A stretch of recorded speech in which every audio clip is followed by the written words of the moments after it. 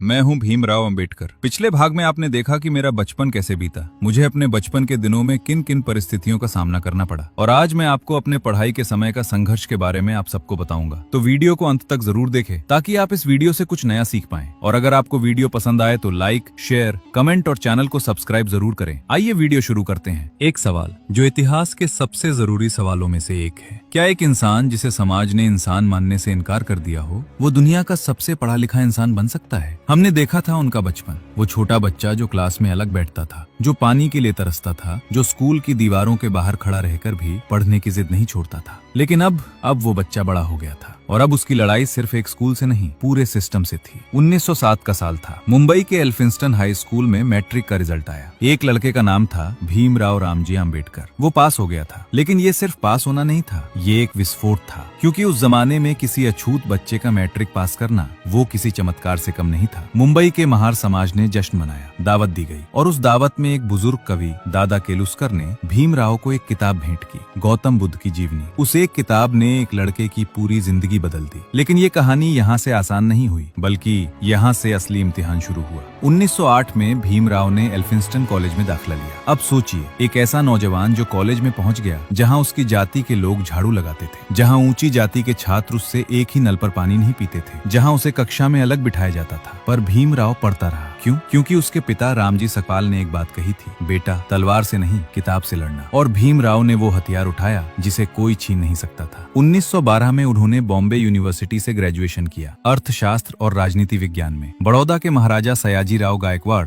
जो दलित प्रतिभाओं को आगे बढ़ाने में विश्वास रखते थे, उन्होंने भीमराव को स्कॉलरशिप दी अमेरिका जाने की, कोलंबिया यूनिवर्सिटी न्यूयॉर्क। अब एक पल के लिए रुकिए। 1913 एक भारतीय अछूत जाति का, जो अपने गांव में पानी के नल तक नहीं छू सकता था, वो अमेरिका के सबसे प्रतिष्ठित विश्वविद्यालय में पहुंच गया। ये सिर्फ यात्रा नहीं थी, ये एक विद्रोह था। कोलंबिया में भीमराव को पहली बार एहसास हुआ कि इंसान को इंसान की तरह देखा जा सकता है। वहाँ कोई नहीं पूछता था तुम्हारी जाति क्या है, वहाँ पूछा जाता था तुम्हारा विचार क्या है, और उनके विचार वो तूफान की तरह है। कोलंबिया में उनके प्रोफेसर थे जॉन डेवी, दुनिया के महान दार्शनिकों में से एक। डेवी ने भीमराव को सिखाया कि लोकतंत्र सिर्फ वोट देने का नाम नहीं है, लोकतंत्र एक जीवन जीने का तरीका है जहां हर इंसान की गरिमा सुरक्षित हो। भीमराव ने ये बात सुनी और उन्होंने सोचा, तो फिर भारत में लोकतंत्र कहाँ है, जहां लाखों लोग सिर्फ पैदा होने की वजह से जलील किए जाते हैं। 1915 में उन्होंने कोलंबिया से मास्टर्स डिग्री हासिल की। थीसिस का विषय था प्राचीन भारतीय वाणिज्य, और 1916 में उन्होंने डॉक्टरेट के लिए एक ऐसा शोध पेश किया जो आज भी अर्थशास्त्र की दुनिया में पढ़ा जाता है, the evolution of provincial finance in British India. एक अछूत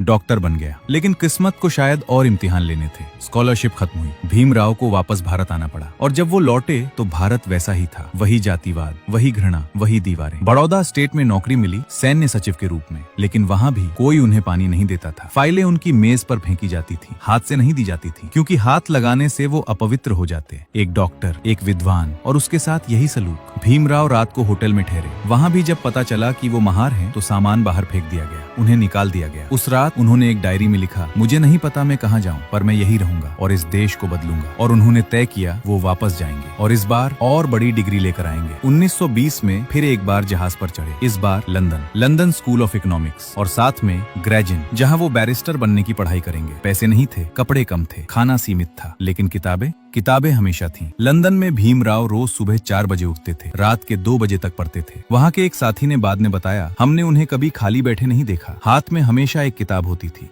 1921 में लंदन यूनिवर्सिटी से एमएससी, फिर डीएससी, डॉक्टर ऑफ साइंस, जो कि एक अत्यंत दुर्लभ डिग्री थी, और साथ में बैरिस्टर एट लॉ। एक इंसान जिसे पानी पीने का हक नहीं दिया गया था, उसके पास अब दुनिया के 2 सबसे बड़े विश्वविद्यालयों की डिग्रियां थी। लेकिन असली सस्पेंस यहाँ था। पढ़ाई खत्म हुई, डिग्रियां मिली, और अब भीमराव भारत लौटे, इस बार डॉक्टर भीमराव रामजी अंबेडकर बनकर। लेकिन भारत ने उनका स्वागत किया नहीं, वही नफरत, वही दीवारें, वही नियम। एक बार वो ट्रेन में बैठे, फर्स्ट क्लास का टिकट था, लेकिन जब साथी यात्रियों को पता चला कि वो अछूत हैं, तो उन्हें उठा दिया गया। एक बार वो एक मंदिर में गए, पुजारी ने दरवाजा बंद कर दिया। एक बार एक सरकारी दफ्तर में गए, क्लर्क ने बात करने से मना कर दिया। और हर बार, हर अपमान के बाद डॉक्टर अंबेडकर ने एक काम किया, उन्होंने लिखा, उन्होंने पढ़ा, उन्होंने सोचा, और उन्होंने लड़ने की तैयारी की। 1923 में उन्होंने बहिष्कृत हितकारिणी सभा बनाई, जो दलितों के हक के लिए काम करती थी। उन्होंने स्कूल खोले, पुस्तकालय खोले, क्योंकि वो जानते थे जो हथियार उन्होंने खुद उठाया था, वही हथियार हर दलित बच्चे को देना होगा। पर ये सब आसान नहीं था। उनके पास पैसे नहीं थे, पर परिवार में बीमारियां थीं। उनकी पत्नी रमाबाई लगातार बीमार रहती थी और समाज वो लगातार उन्हें नीचे खींचने की कोशिश करता रहा। लेकिन डॉक्टर आम्बेडकर रुके नहीं, क्योंकि उन्होंने एक बात समझ ली थी, जो हजारों साल से दबाई गई थी वो एक रात में नहीं बदलेगी, लेकिन बदलेगी जरूर अगर कोई एक इंसान खड़ा हो जाए और हार न माने। उनके पास कोलंबिया यूनिवर्सिटी की डिग्री थी, लंदन स्कूल ऑफ इकोनॉमिक्स की डिग्री थी, बैरिस्टर की डिग्री थी, डीएससी थी। कुल मिलाकर 64 से भी ज्यादा विषयों में महारत, 32 से ज्यादा डिग्रियां, कई भाषाओं का ज्ञान, हिंदी, मराठी, अंग्रेजी, फ्रेंच, जर्मन,